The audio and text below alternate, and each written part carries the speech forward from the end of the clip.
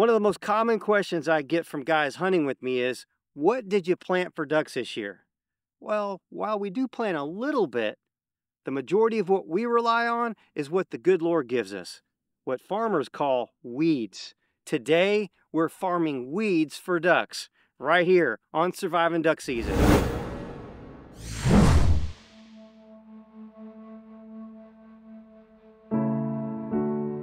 It's summertime in the heart of the wintering grounds, one of the most vital ecosystems for waterfowl. These lush, watery havens are much more than picturesque landscapes. They are crucial for the survival of countless bird species once they make their long journey south in the fall and winter. The spring and summer times are so important, for the land once again is creating what's needed for the future. And it's our job to manage and care for the land. But we can't control the weather, nor is it truly predictable. And insects, disease, and invasive plants can destroy great habitat. Which is why, as a private land manager, I prioritize what is needed to help the land to be the best it can be.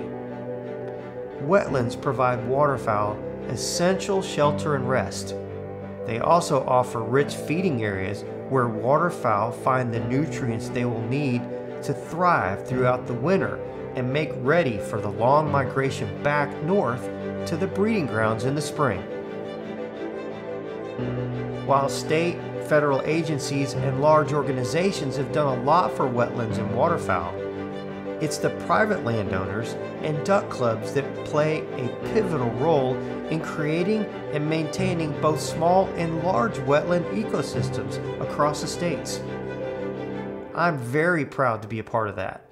We are helping thousands and thousands of waterfowl, and this entire area benefits from our hard work.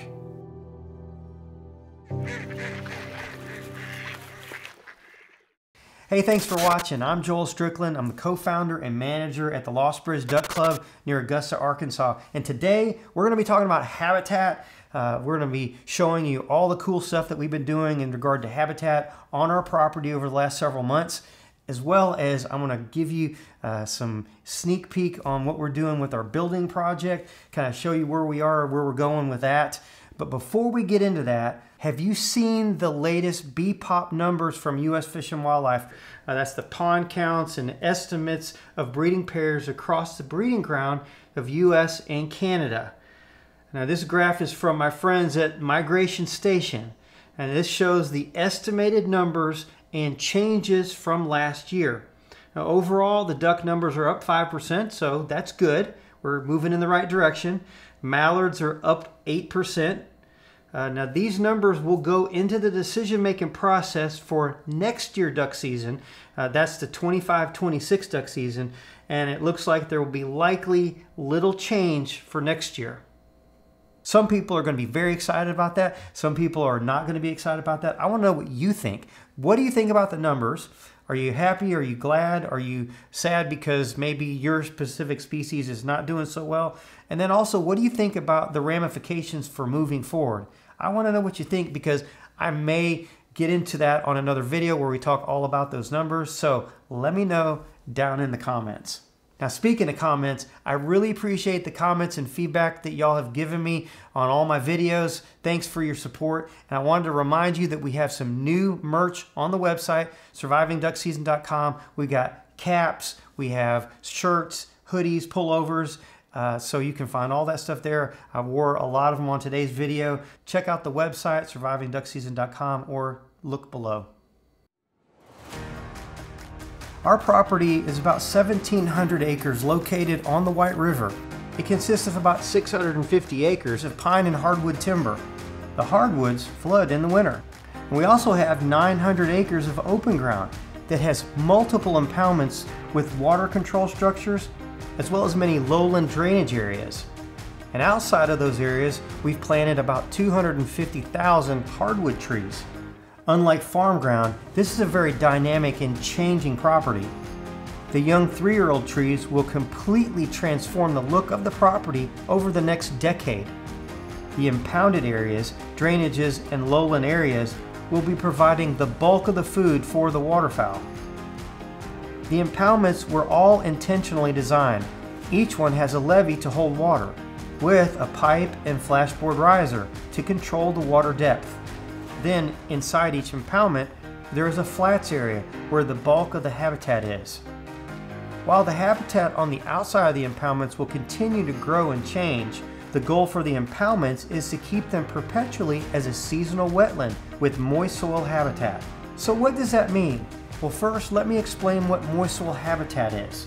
It's a seasonally flooded area of grasses and herbaceous plants that provide an incredible amount of food for wildlife. The key plants that I'm managing for are barnyard grass, which is a wild millet, sprangletop, which is also a grass, smartweed, yellow nutsedge, also known as chufa or nutgrass, and toothcup. These impoundments are flooded beginning in the fall and remain wet and flooded into and sometimes throughout the spring. So in order to keep these areas in a perpetual state of moist soil habitat, we have to manage for that. But why would we do that? Because the moist soil habitat under normal circumstances is only going to stay that way for maybe 4 or 5 years. It would always be evolving from moist soil to shrub scrub and eventually to forested habitat. We must yearly manipulate the water and then reset the impoundments every few years by disturbing the soil. And that's done by rolling, disking, and even burning. Then it never progresses beyond the moist soil habitat state. So what's the big deal about moist soil habitat? Why don't you plant crops?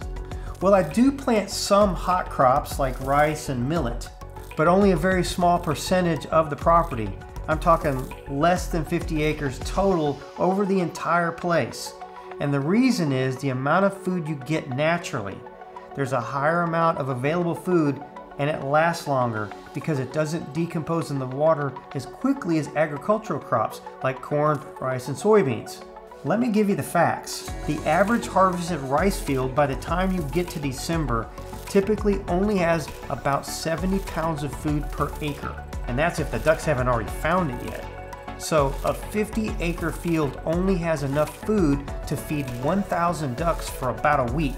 Compare that to moist soil habitat that has over 2,000 pounds per acre. It can feed over 30,000 ducks for a solid week. At the Lost Bridge Duck Club, our property is not commercially farmed. We are solely providing habitat for wildlife. So it makes more sense for us to go with moist soil habitat and feed the ducks with high quality weeds versus going through the time and expense of growing crops. So how do you get these high quality weeds? I'm glad you asked. We manage for specific species of plants and controlling the undesirable plants by several methods. At the end of the season in February, we maintain the water at full pool in all of our impoundments until spring at the earliest. We had weekly rains this year all the way up until July. I've got almost 4 inches. An inch and about almost a quarter. So we didn't need to water anything. At the end of March, we began releasing a little water, and then we began rolling many areas with a cleated roller. Farmers call it a stubble roller.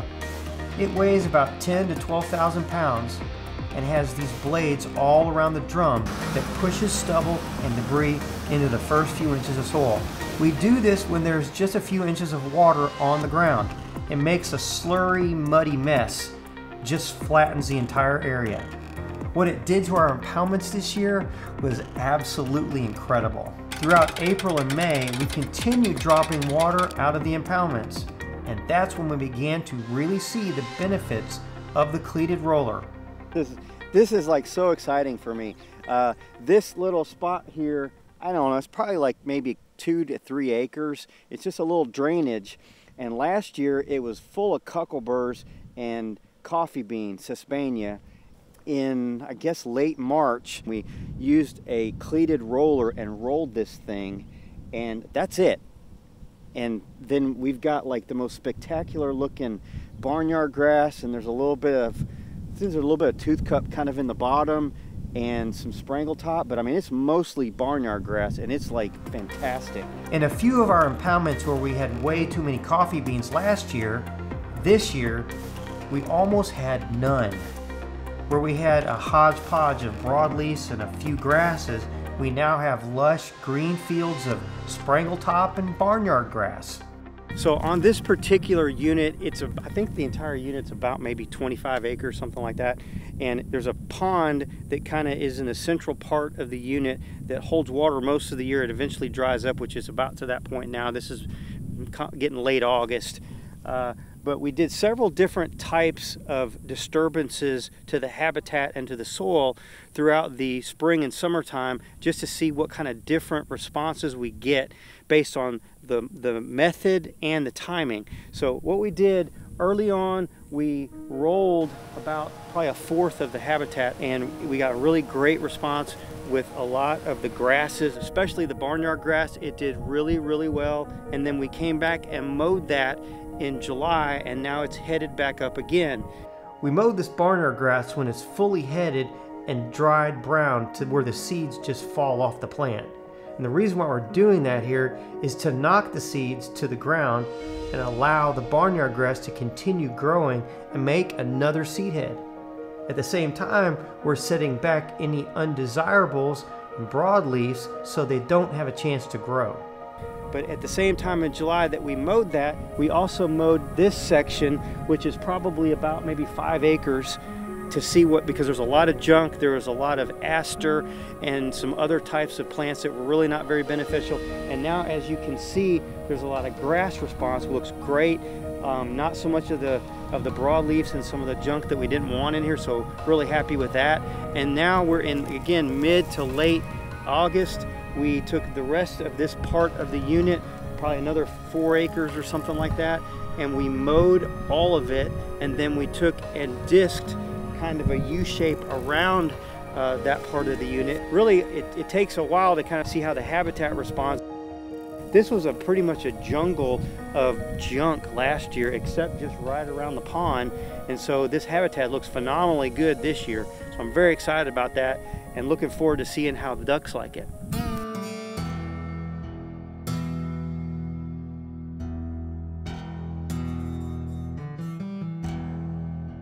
This spot right here is just full of smartweed. There's several different types of smartweed, but the pink stuff is the good stuff. We had actually planted a little bit of rice up in here, but there's just a lot of really good moist soil habitat growing in here. There's Sprangletop, toothcup, and some barnyard grass in the rest of this unit. It's not that big. It may be a total of like maybe an acre to an acre and a half, but that's really what we do. We've got lots of little bitty wetlands throughout this whole property, and finding this is a gem.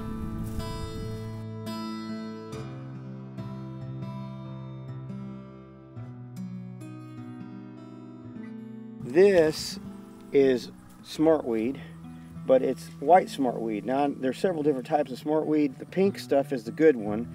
This is the not so good one. Doesn't mean necessarily that it's bad, but most of this type of smartweed doesn't come back from the seed, it comes back from the roots.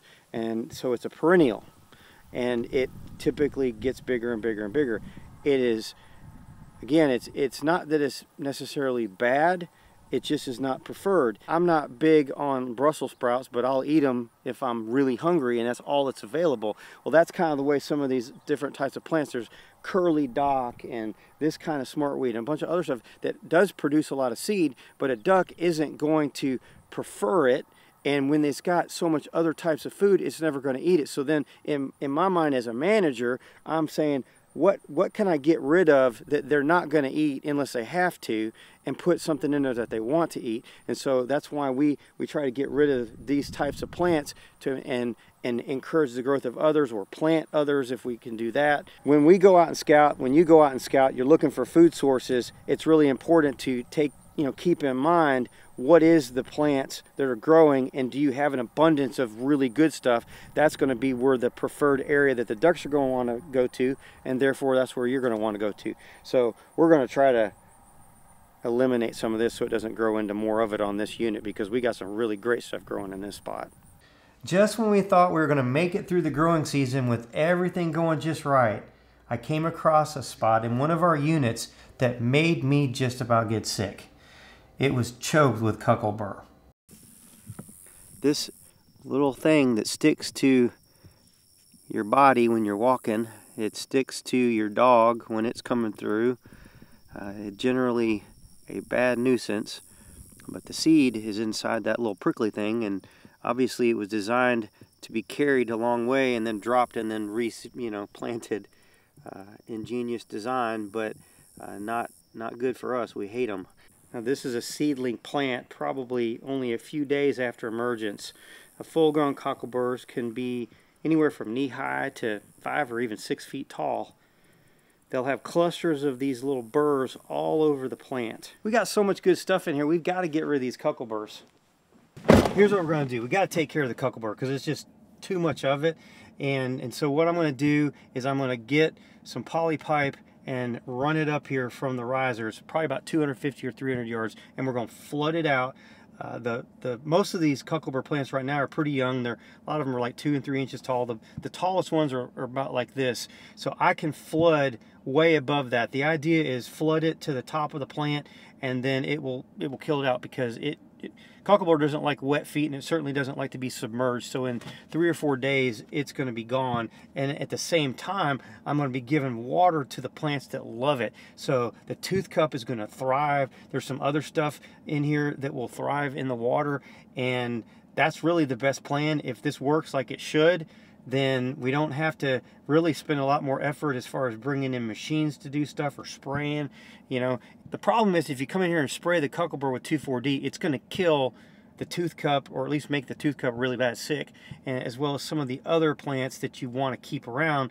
The grasses will be okay, but it's really going to kind of defeat the whole purpose of what I want to do in here. So really, water is the only option unless I'm ready to just start all over. So let's get the pipe going and get this thing flooded.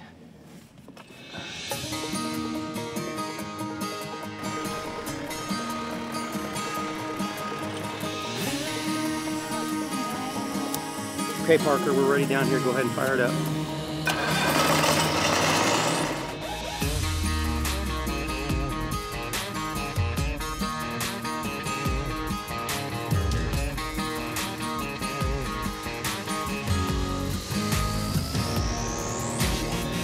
It's amazing that we've had water on this like couple 2 days, 3 days maybe, and how much life is now in this water. I mean, this was completely dry, bone dry for like a few weeks, cracked earth sort of thing.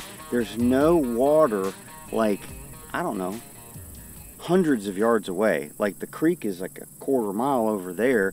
I don't know if there's any standing water anywhere around here, yet within a day or two, there's all this life underneath the surface of the water. I'm talking about bugs. There's little larvae of mosquitoes, which is not unexpected, obviously. But then there's like all these other little things that are like living in the water. It's like, where'd they come from? Like, just like that. Pretty interesting. It's not going to be surprising to me to find a fish in here. I don't know. I mean, it's crazy, but it's just pretty cool, the ecosystem that happens in the water when you turn it on. Of course, it's giving a drink to the things that we want. Hopefully it's getting rid of the things that we don't want, like the cuckleburr. You can look out there and see all the tops of those bigger leaves. That's all duck potato coming out. And then the little stuff is the tooth cup, which is also amazing for ducks. The waterfowl just love it. Now, let me show you right here, just interesting. You see these purple flowers.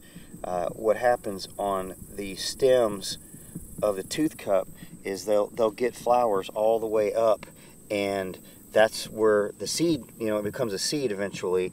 And then as these plants finish out their cycle, growing cycle, the entire plant turns red. It makes a seed on the side of the stem, and then that's the part that the ducks like to eat in the wintertime when they get here. So it's really cool. When everything finishes out, most of the time it all happens at the same time. You look out across and you just see crimson red. So I'll be looking forward to seeing that in a month or so.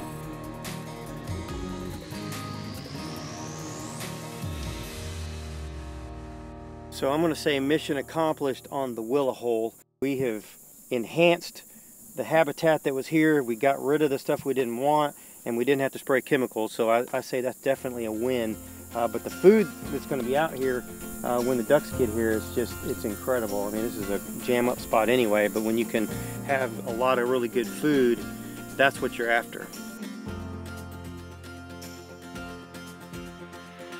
This year we decided to plant a couple of fields with sunflowers.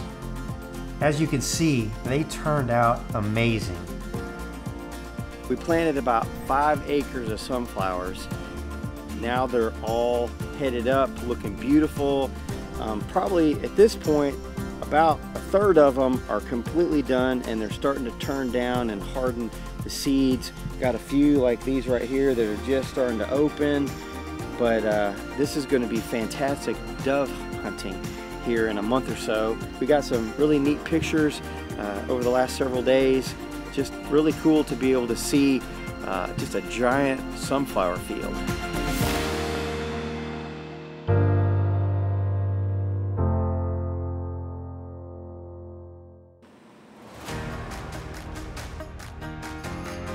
Last fall and winter, we finished up the design of our lodge with our architect. And then we started interviewing construction companies and sending out the plans for bid. Now this is the artist's conceptual rendering of the lodge. It will be about 12,000 square feet on 2 levels. It will have 14 single occupancy bedrooms, each with its own private bathroom. We'll also have a giant great room with 2 fireplaces, commercial kitchen. You get the idea. We awarded the building contract to Delta Blue Construction out of Augusta, Arkansas. Not only are they very experienced, but they're also really big duck hunters. And so they get the vibe of what we're doing at Lost Bridge. Over the past 6 months, we've been getting power to the property, getting the dirt work done on the building site.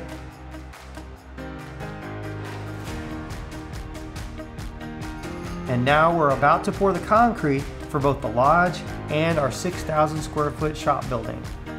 So we're out here on the property where we're going to be building the lodge and the shop building. Right behind me is the shop building. We're putting the stakes out where the corners of the shop is going to be, and then we're going to be going over here and doing the same thing where the lodge is. We're making sure that it's oriented just the right way, both from the way it approaches and then also looking from one building to the next to make sure it's set the way we want it to look. Pretty cool stuff. If you want to see more about the Lost Bridge Duck Club, check out this video right here. And if you need some help on duck calling, check out that video. I'm Joel Strickland. God bless you, and I'll see you on the next video.